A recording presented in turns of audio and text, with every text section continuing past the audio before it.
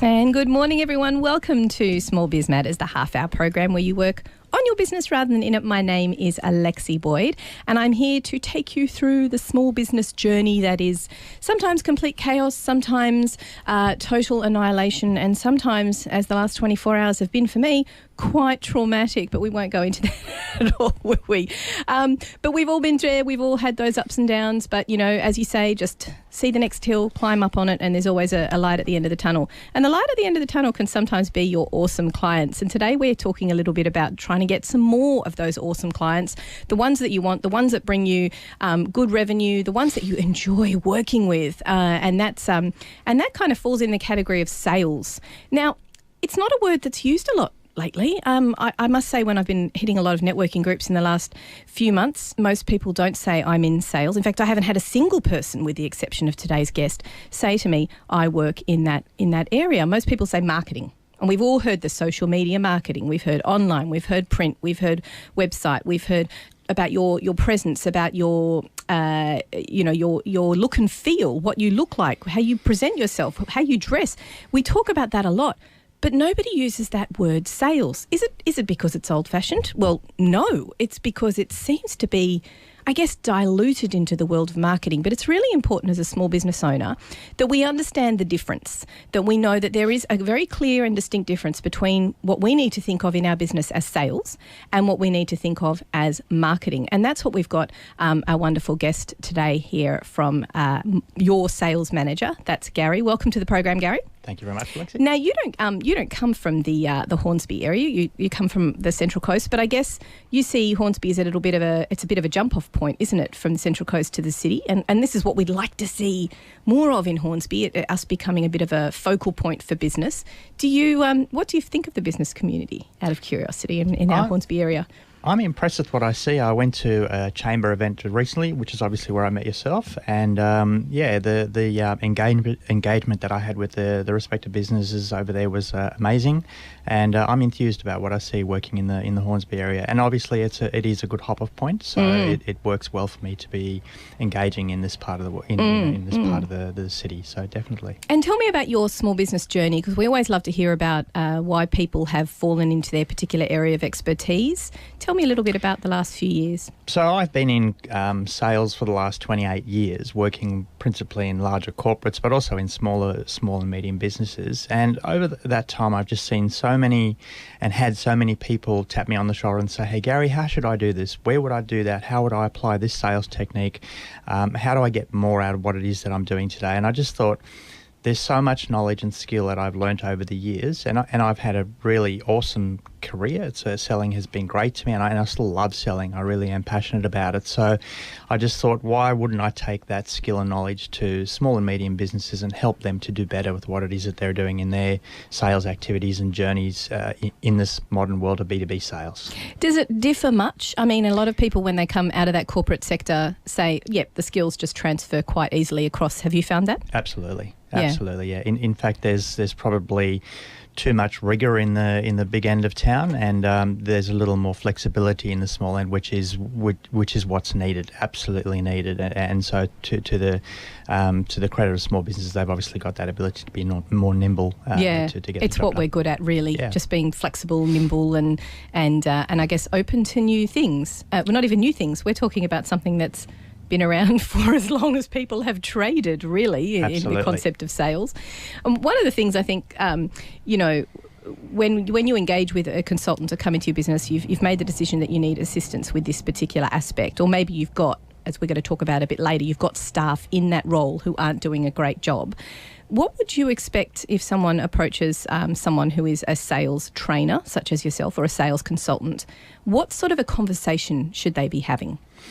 I guess it's a complete view of the business. So what are the key business initiatives? What are they striving to achieve? Is it to grow customers and the number of customers? Is it to grow revenue? Is it to grow profitability? So really have an understanding of what they're trying to achieve. Have a clear understanding of their marketplace. So where is it they're playing? And who's doing the selling? So if it's a very small business and you've got the MD, for example, who might be the salesman, how good is he or she at selling? as opposed to bringing in somebody that would do the job better potentially, or to supplement what that person's doing because they don't have enough time to get out and do the active selling. So there's a raft of questions that you would want to make sure that business has got everything aligned to be successful in their sales activities and engagements.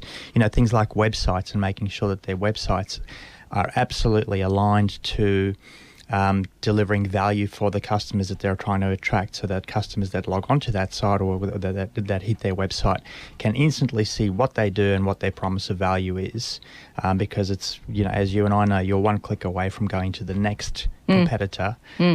So you need to make sure that your website is very clear and crystal clear about what your promise of value is. It's like a lot of things when we engage with someone outside of our business. You take the step, you say, right, okay, this is not a hat I'm good at wearing, or I'm too good at wearing it and I need to remove myself from everything else. Both of those things require a little bit of training by the sounds of it.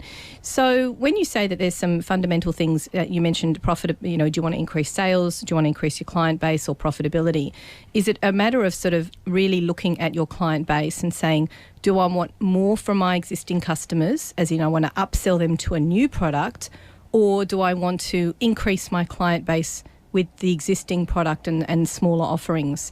Is that something that you or a good sales consultant would sit down with someone and go through, or is that something they need to prepare in advance of engaging with you? No, that is the type of thing that that I would sit down, or as a professional consultant would sit down and analyse, is to say, what is the capacity to actually have cross-sell, upsell in your existing client base to actually drive that extra revenue or profit. If there's not a lot of capacity to do that, then it has to come from new business. So the focus needs to shift to being on new business.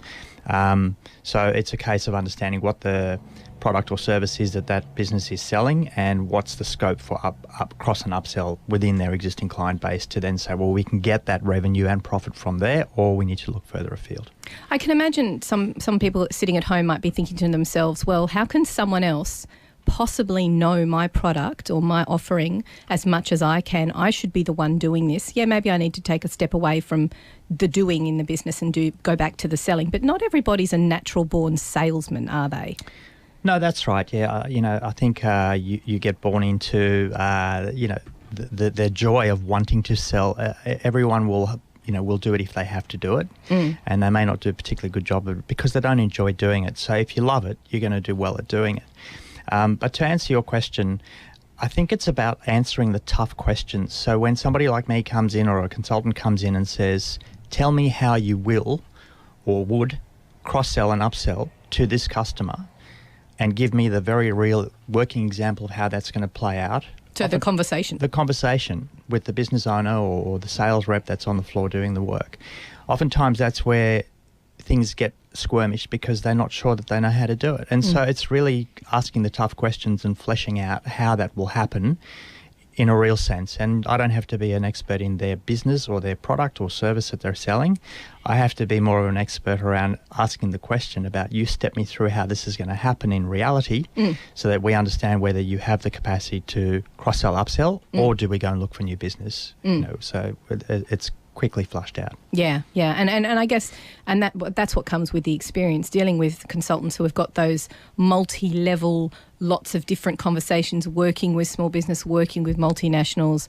You kind of learn how to have those different conversations with a variety of clients, and that's where the skill is, really. Absolutely. Yeah, absolutely. And we're all good at that. We're all good at our particular skill. We're good at having those client conversations, sometimes difficult ones, but we're also quite good at not necessarily upselling, but just through our own personalities. How do you capture that? Because I wonder how an outside person coming into the role, who's suddenly ringing existing clients and they're going, hang on, I've got a relationship with this guy. Why is this guy calling me about the same product? How do you get past that element of conversation? You mean as a consultant making those calls? Yeah, say you've engaged with them and you've started calling their database or their leads. It depends on the engagement, because it might be that you actually are saying, I'm ringing representing this company, so that they actually acknowledge, or I'm acknowledging that I'm making the call on behalf of another company, and I'm doing the uncovering, I'm doing the unearthing of the opportunity to say, we know you buy this today, but would you be interested in X or Y? or there's an affinity product that's a natural extension of what it is, or service that's a natural extension of what it is that they sell today.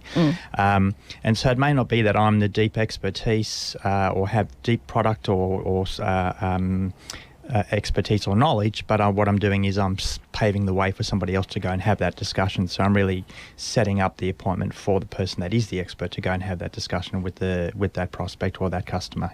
Yeah.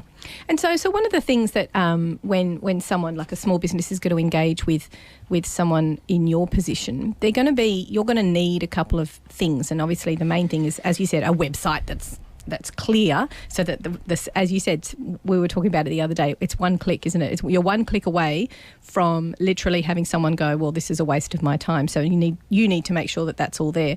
Is that something that someone in your position might do? They might give advice on how better to improve the website if it's looking clunky? Yeah, absolutely, because the website ties back into the unique value proposition of the business and its products and services. And if there isn't something that's clearly defined there, that can be easily articulated both verbally and on a website, then you are that one click away, because people will look at the site and go, I don't understand what that is, or I'm not clear about what it is that you do.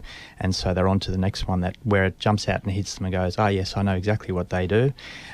Because you probably would have seen the numbers today, but 80% of customers have all but made their decision before they even talk to you, because they've done their research online, as you and I do when we purchase products or services in a retail sense. So it's not too different in a business sense. And so that content that's on the website needs to be very clear. Unique business value or unique promise of value needs to be very clearly articulated, so that they go, yes, I want to talk to that business. And something else that they must have, I guess, because you can't just be basically pulling out the white pages. Is there a white page? Is there even a white pages anymore?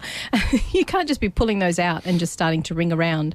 They need to have some sort of a database. Now, I think when I say that to people go, oh no, I mean, is that a spreadsheet? Is that a piece of software that I have to have already been building up?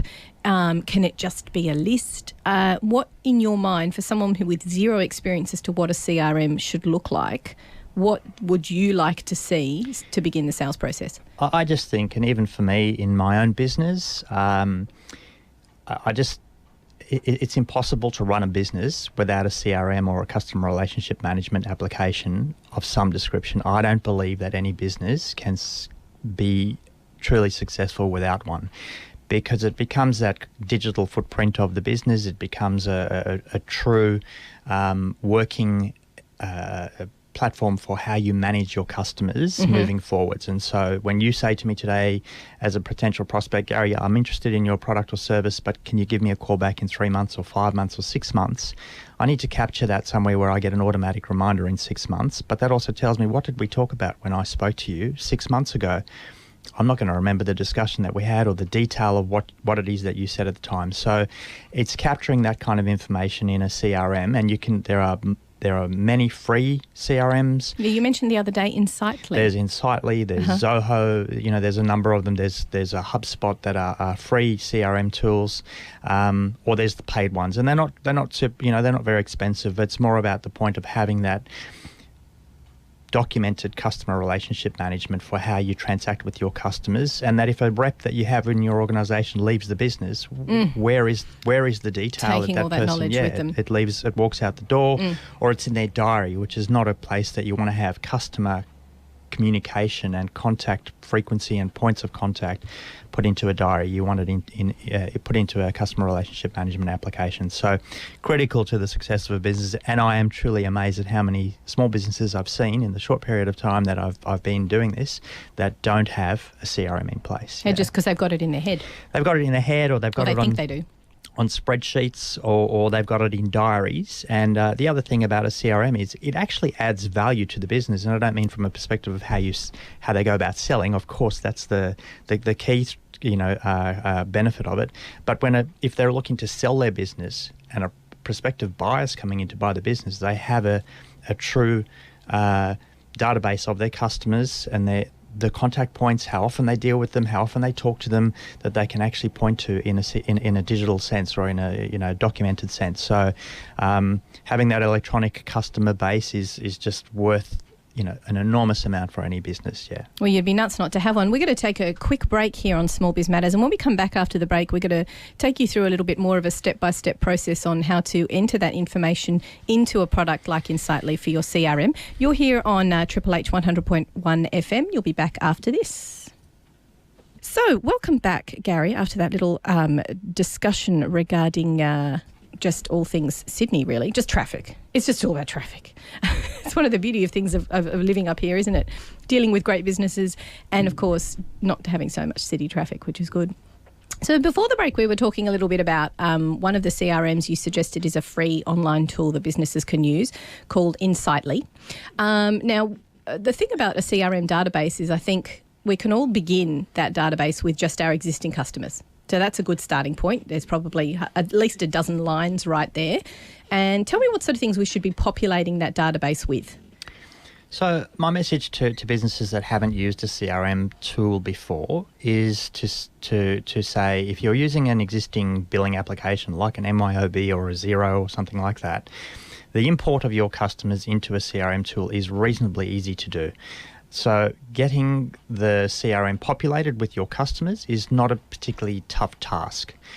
Then you need to kind of small steps work on the basics, just the customer contact points. So you actually start to use it for just calling your customers, documenting what you've said in the conversations, when the next contact point will be, to make sure that you're tracking your sales activity and that you have those automatic reminders pop up for when to call that customer based on when they told you, when their buying cycle is, when their budget cycles are, whatever it is, that's the inflection point for when you should be making that call. CRMs are also very good at doing traditional pipeline management, lead management, and actual revenue tracking as well. But a CRM can do all of that for you. It's not doing the actual invoicing, it's doing the tracking of. So as a business owner, what does your pipeline look like? So am I going to actually hit my targets next month? Am I going to hit my targets the following month? What have I got in the funnel that's going to be delivering what the business needs to be successful and to survive? So the message is start small or start simple with just the contact management. So actually just getting the customers in there, getting the feel of how you keep the rolling contact management part of it.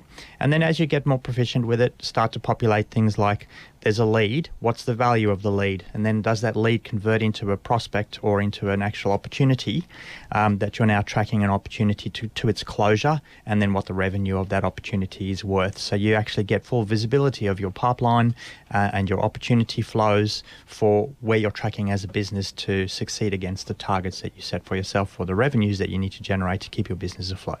It sounds to me like any good piece of software, a lot of them, even the free ones, have got some really good capacity and they can be quite a powerful tool, but you need to take the time to sit down and learn how to use it. You do, and they become a living, breathing application, because they're only as good as the last person that entered a piece of real data or a piece of real information into the tool. So, I often say to small businesses, for me, oftentimes when I've been asked to engage, I won't engage without a CRM because it's the mechanism for me to track my activity in that customer's account if I'm doing work for them, and it's then the handoff to say, this is what I've done for you. You now have a platform of future contact, future opportunity, future pipeline that you need to manage from there. So it's critical. I see CRM as being the kind of the glue that holds a business, any business, small or large, together for how they manage their sales activities, unless they're only dealing with 4 or 5 customers. But even then, 4 or 5 customers can have multiple touch points within one customer account, and so you need to be tracking all of those touch points as well, and who's had what conversations at what times and what's been said. So one of the aspects when we talk about sales, if we want to think of it as for want of a better word, an old-fashioned term, what we really are talking about that's old-fashioned is cold calling. Yeah, cold calling has a different flavour. If you speak to 5 people, you'll get 5 different answers on what's meant by cold calling. But I think in today's business-to-business selling world, that cold calling needs to be a little smarter. So there needs to be a little more research done into the customer segmentation that you're actually going after. We spoke about LinkedIn the other day and the use of LinkedIn. Again, LinkedIn has a number of paid versions. The the Sales Navigator version of LinkedIn, which I mentioned to you, I think is critical for small businesses to have as well. Yes, it has a cost attached to it, but it is invaluable for the insights and information that you can get for target customers that you're wanting to chase and try and do business with. So you're actually not so much cold calling, you're warm calling with an intelligent piece of research that's been done into the customer that you're wanting to get to. You know who the people are that are in that customer, you know what they do, by virtue of where they've worked previously as well. So people that are in the account, you might have seen their history of where they worked. You might have a mutual acquaintance, so you instantly have more of a warm call than you do a true cold call. So when customers say to me, we just want to do cold calling, I kind of say, I won't pick up the phone and just open the yellow pages. For me, LinkedIn is my Bible of that more integrated approach to how I go out to a demographic of customers that I know. I'm going to be able to get some intelligence on the customers before I ring them. Yeah. Is that something that, say, for example, you want to start growing a sales force underneath you? Your business is growing well enough that you can engage people specifically for sales. They should be familiar with LinkedIn. They should absolutely be familiar with LinkedIn. And again, I think I mentioned to you the other day that I'm quite surprised that, I guess I say I'm surprised, but that's because I've been using it for as long as I have at the number of businesses that aren't using LinkedIn for that very purpose. And it's such a goldmine of information and a lead source that it should just be second nature. For B2B selling, for business to consumer selling, Facebook is probably the better option there. I'm not even on Facebook, so I only use LinkedIn. How does that even work in life? Yeah, it is a little bit like that. And people do ask me that, and I just say I just haven't had the need. Time.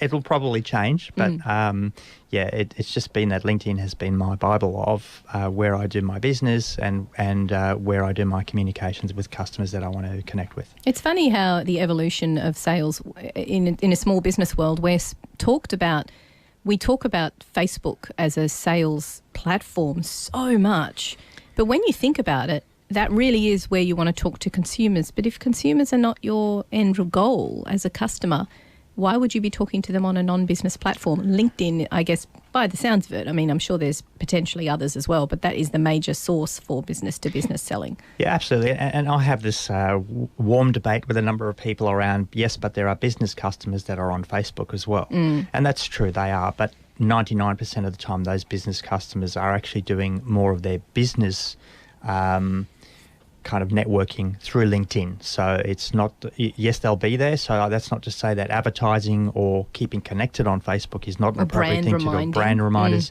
But the actual true business networking, I believe, in a B2B selling world and environment happens on LinkedIn more so than it does on Facebook. And you mentioned the other day that obviously when you engage with people as an outside consultant, they're going to check you out naturally, but the second person they're going to check out is the person that you're representing, which will be the MD of the company that you happen to be calling for. Tell me some really basic musts that everybody should have on their LinkedIn profile. So you absolutely should have all of your contact details, and you should make sure that your contact details are updated. The number of people, even that I've spoken to in recent weeks, where they've said, but my mobile number's on LinkedIn, and I go, no, it's not. Your web page, you don't have a link on your personal page to your company web page. You haven't got your kind of promise of value clearly articulated, or what it is that you actually do. And not having 3 or 4 profiles on LinkedIn. You only want to have one profile. So if you've done things over the years where you might have made mistakes and you've joined it, and you've set yourself up 2 or 3 times, kill off the ones that aren't relevant and only have one LinkedIn profile. You can't have more than one, because otherwise people are confused. And again, of course, yeah, I've seen that before when I've been trying to hunt people down. I've gone, but that's in the same area that you're in, doesn't have a photo, and there's only 1 or 2 connections. Is that you? Yeah, that's right. That looks really unprofessional when you think about it. It does, and then people go, I don't know which one is you and which one is the place that you're currently working at, because people haven't ended when they worked in a place, or so it's like I'm not sure who I'm dealing with here or which person it is. The other thing is make sure that you've got a good photo. So it's a photo that you're not wearing glasses. Your face is clearly visible. It's got a kind of a warm smile about you, so that you look like someone that's warm and engaging, that people want to actually engage with. That all of your detail is up to date, and post regularly. I mean, when I started in this role, I tore down all of my posts that were kind of pure technology-based posts, because people would have looked at that and gone, that's kind of boring. And I'm now obviously doing more of the sales and the world of selling posts, but I'm posting or sharing content regularly that I believe will be relevant to obviously my audience, which is people that want to say, well, we want to engage a sales consultant to work with us, so we want to see that they're putting out content of relevance. How far back should you get rid of irrelevant content in reality? About a year? Yeah, I guess it depends on whether you're transitioning from a different role. But if it's still relevant, then you can leave it there. People will only look at probably your last 10 or 20 posts anyway. They may not go much beyond that. Mm-hmm. But if there's absolutely irrelevant content there, then that should be taken down. Yeah. And so, the LinkedIn profile is very, very important to make sure that people can very easily get to you. They get to your website. The correlation between what it is that you've said you do on your LinkedIn profile marries to what it is at the website that people will be pointed to says as well. Mm-hmm. Because then there's that kind of linkage that says, right, I know that Gary does this, his website says he does that, so he's, that's the right thing. That's what I'm looking for. I've done my 2 pieces of research, and they marry up, yeah. And be careful, of course, if somebody's going to engage with you and there's a lot of trust involved in your business, you've got to make sure that whatever other online presence that you have is pretty squeaky clean too. So go through your Facebook page, maybe go back to the back end and make sure that any posts that you've got on there are not necessarily public, that you don't wish to be public, that, turn off that public feature and actually delete out or change those posts. So I do that quite regularly. Is I get a bit concerned about, my kids being online. I mean, who am I kidding? Everything's public these days. But if you go through your posts and you see things that you don't want to be public, I had a couple of friends who are in the IT industry go, oversharing much? You might want to remove the settings from that so it's not public. Yeah. So do go through that occasionally, because Facebook is a bit tricky and will change the ball game and change your settings without your knowledge, which is awesome. So do go through and just check that you're not doing anything too public that you wouldn't want a potential client to be looking at. Yeah, and the other thing that's super important is that, I guess a rule that I was told about LinkedIn is don't say or post anything that you wouldn't be happy to talk to your mother, your brother, your children about, because if you get involved in religious or political statements, you can alienate a group of customers who may not be in tune with what your thinking is. So try and keep your content to being very relevant to business rather than to anything that might have a political or religious bent that might alienate you from a group of customers that you're trying to get to or that you already have, because they can leave you in a heartbeat based on a post that you might put up that upsets them, and they go, well, I don't want to do business with that person anymore. And that's where loyalty can be challenged very quickly if you say the wrong thing. I guess if you're not sure, maybe just jump onto LinkedIn, find someone that you think would do it well. It might be a local business coach that works the system very well, and have a look at the sort of thing that they're posting. What does their profile look like? What information about themselves have they divulged? And maybe base, not so much what they've said, but base their profile on what you would expect yourself to look like on LinkedIn, and get a profile picture, get a proper one done. They're not expensive, and it's such a good investment, because the number of times you go to look up someone who you think is quite professional and has a good standing in the community, and they've got some dorky picture that was taken by their, webcam. And the other thing on that one is that I see this a lot, is that people have got their LinkedIn picture or Instagram photo profile or whatever picture from when they were 30 years ago, and so if you're looking to meet somebody and they're not that same person anymore. Plus, it also sometimes, again, it's just a personal view, but they want to see that customers want to see the authenticity. They want to they want to see the maturity of the person that I'm dealing with. If you look like you're a 15-year-old from when you took your photo back in the early 70s or something. People are thinking, is that the same person that's telling me they've been in this game for 28 years? It doesn't look like the same person that I'm talking to there. So the brain doesn't compute that very well. So make sure your picture's current, and if there's a little bit of grey hair there, so there's a little bit of grey hair there. It's okay. It's okay. Yeah. We're going to take a quick break here on Small Biz Matters. You're listening to Gary from Your Sales Manager, telling us all about some great tips on selling your business, but also just making sure that you've got some great LinkedIn presence and everything is authentic. And, well, we've been talking about heaps. We're going to take a quick break. We'll be back after this. You're listening to Small Biz Matters on Triple H 100.1 FM. And welcome back to Sales Biz Try again.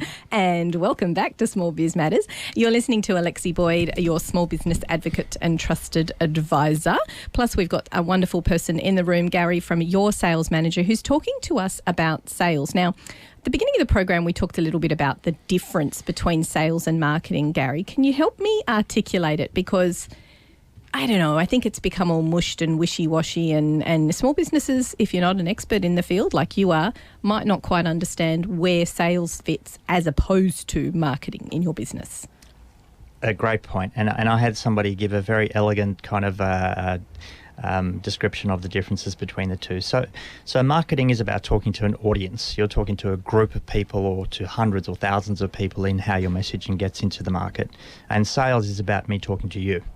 So the messaging is about how do I sell my product and service to you, as opposed to how do I pitch it to the masses. And then we spoke about the marketing terminology the other day, which is the piece in the middle.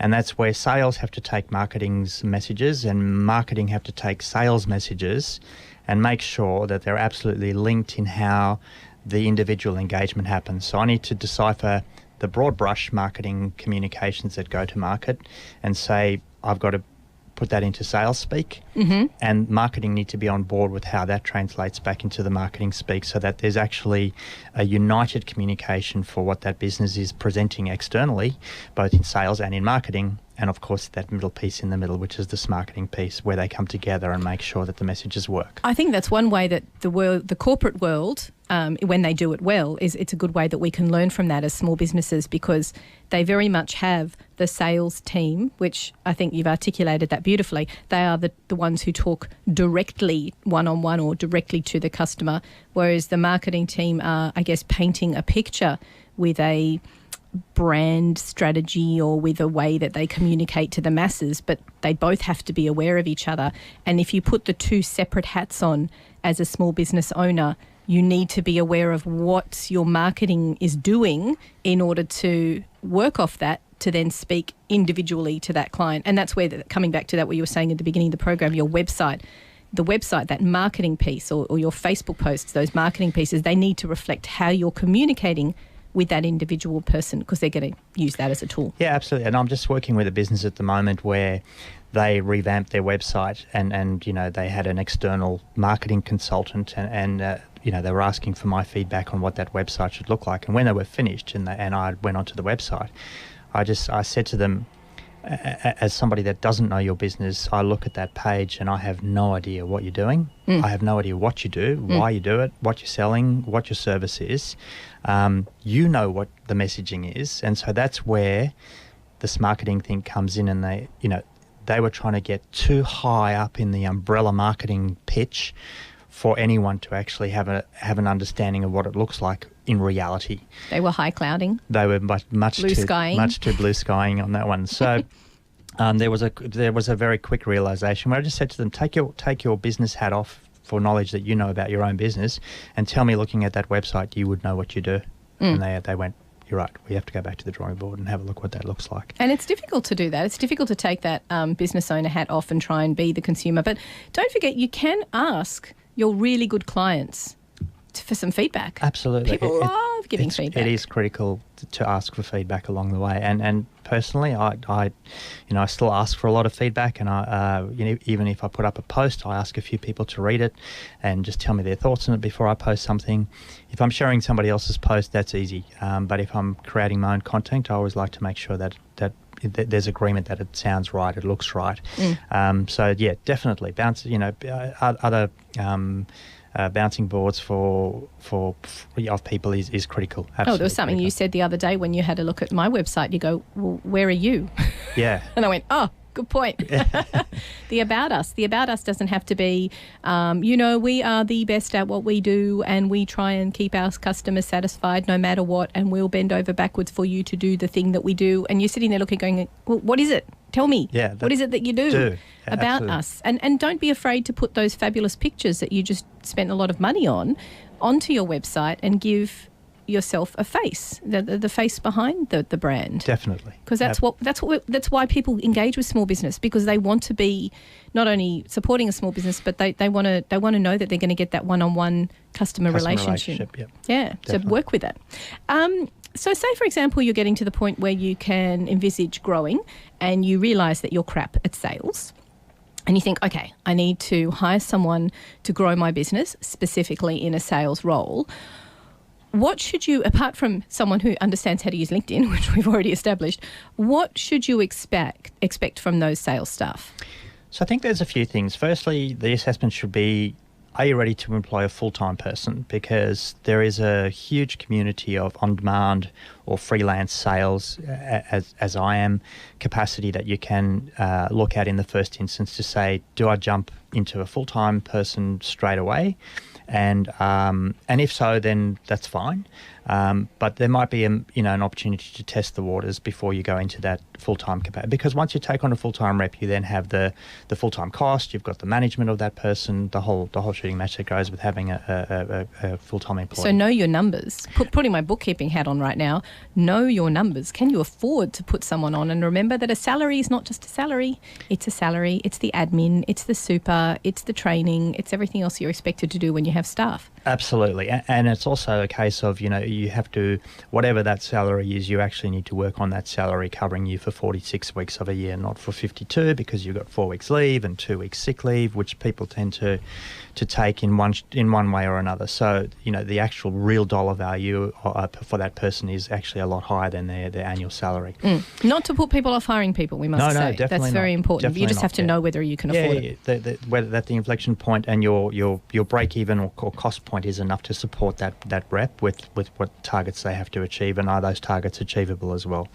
But from a sales rep's perspective, they should definitely be using a CRM tool. That should be a mandatory from day one, and know how to use a CRM tool.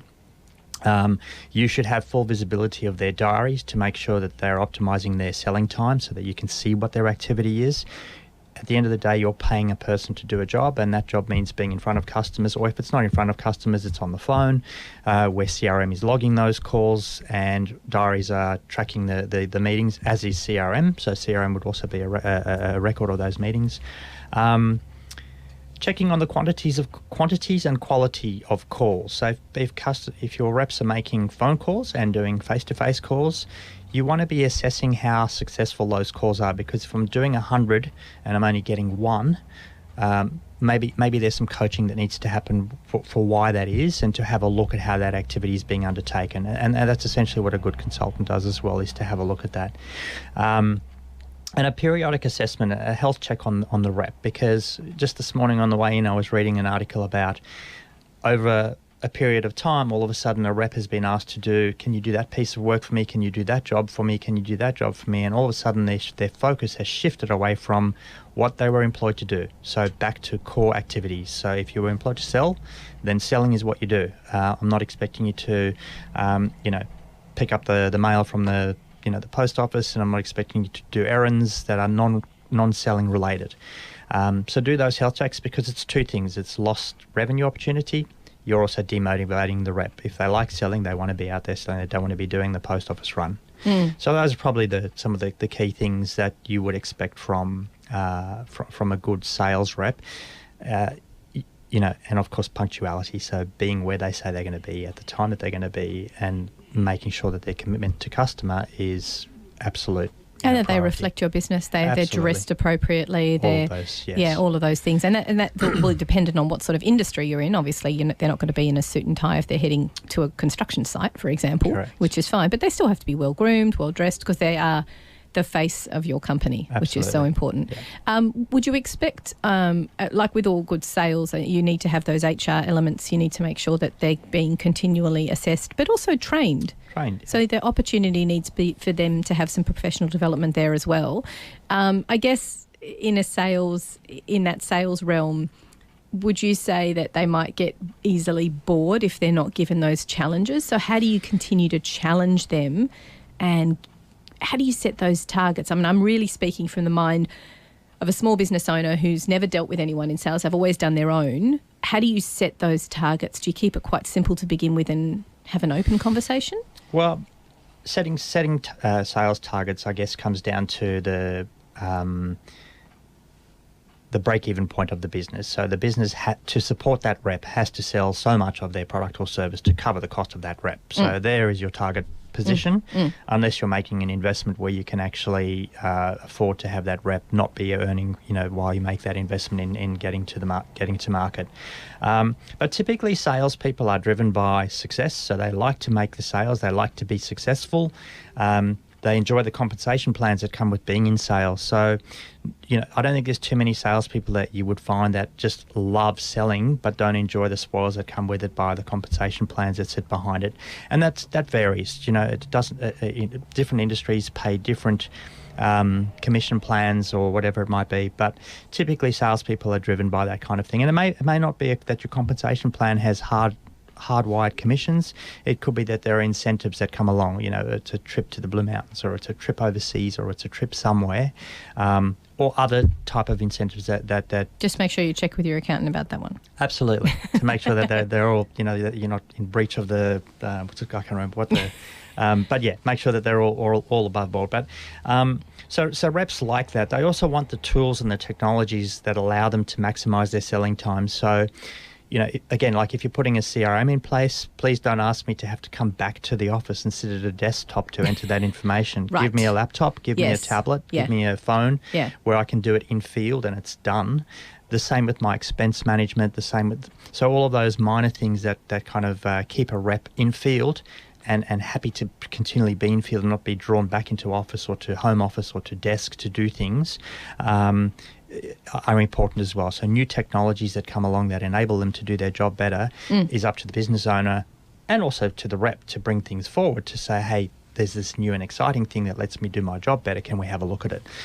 So that symbiotic relationship between business owner and the rep for the betterment of the business to say we can sell more or do more if we do this is also critical. So setting up that relationship early in the piece is also very important with the reps. And where do people find salespeople? Is it really just a matter of going onto maybe one of the jobs boards website? There's a great new job board called I Want to Work. Yes, I saw that one. Yeah, that's a pretty exciting new thing where you can be a bit more specialised with what you're looking for as an employer. Is that a good place to start? Definitely, and so again, the full-time positions. I mean, you can go to your traditional, the Seeks of the world.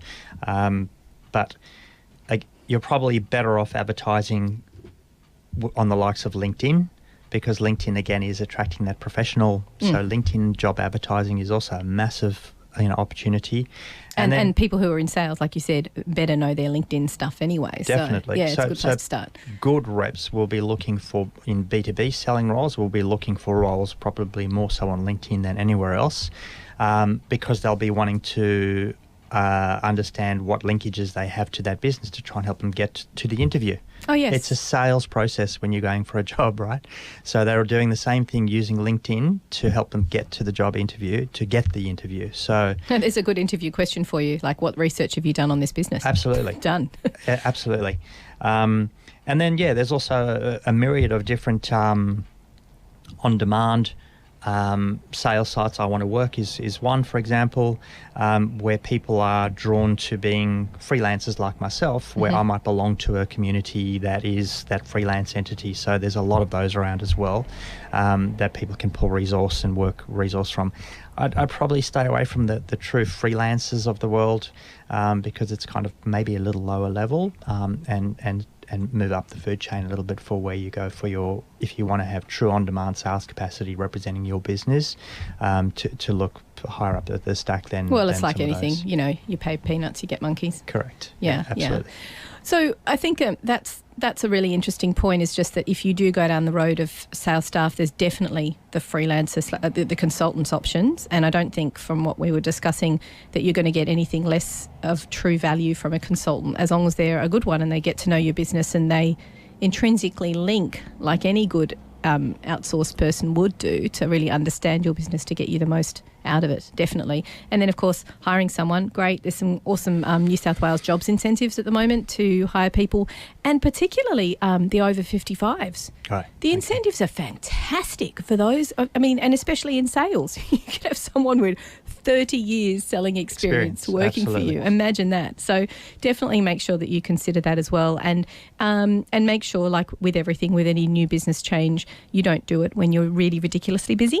It's probably not a good time to engage with a new staff member on any capacity. No, that's right, because you won't have the time to devote to onboarding them, and onboarding is critical because that's where, you know, a new person into the organisation, whatever role they're in, is their first impression of how this business is going to treat me moving forwards, and more so in sales, because the expectation for salespeople to, you know, get out the door and start selling is almost immediate. So make sure you've got the time to onboard them and educate them in how you want them to go about representing your business and products and services very quickly. Yeah.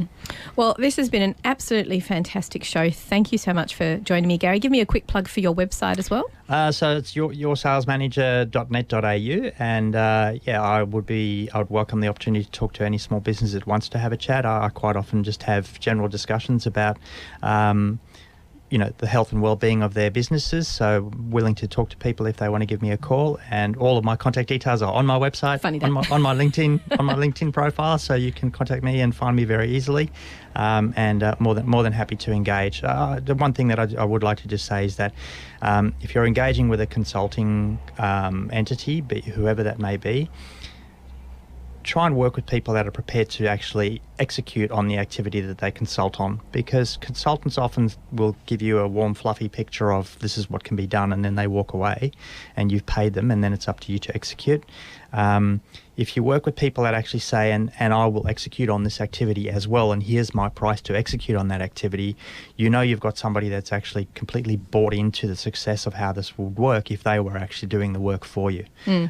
So there's a fine line between just saying, here's all the fluffy stuff, and as I mentioned to you before, so many people have been caught up in the world of, the digital marketing world and spent lots and lots of money, and the promise of delivery and